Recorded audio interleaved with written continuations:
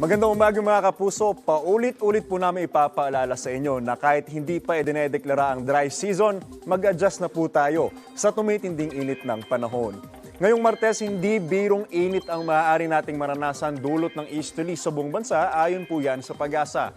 Posibleng umabot sa 40 degrees Celsius ang heat index sa Dagupan, Pangasinan at Calapan, Oriental, Mindoro.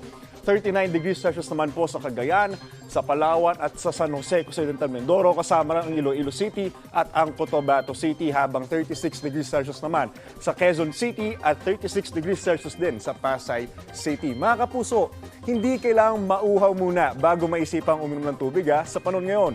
Dalasan pa natin ang pag-inom ng tubig at iwasan din ang magbabad sa arawan.